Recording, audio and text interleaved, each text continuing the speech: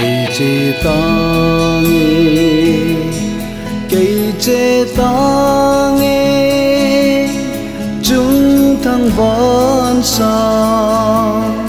lắm gió nên cây chế ta nghe chữ gama đi tuôn xót cũng qua trên đình cây lên ta nghe cây lên ta nghe chúng thăng vẫn xa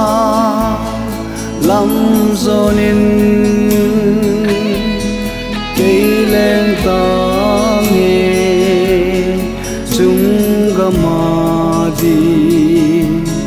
tuôn xót cũng qua trên đình gal kai ta nghe gal kai ta nghe chữ lui gal khô đi à đi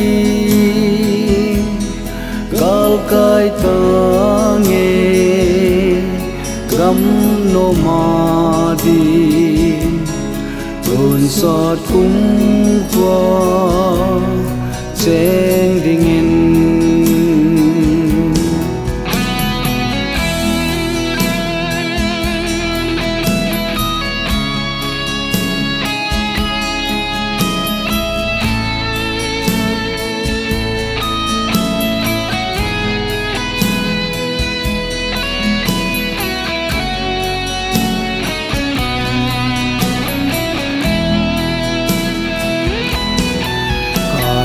ta vô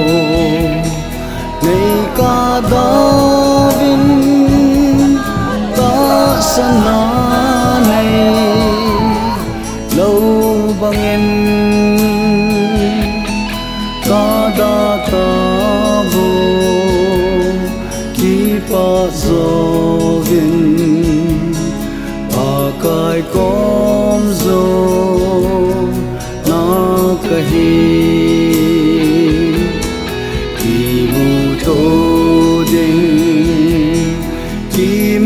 chế đinh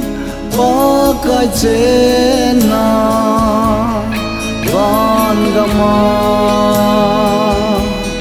ken ki lâu đinh chúng gam nô ma tuôn xót cũng qua đi trên đi tuôn xót cũng qua đi trên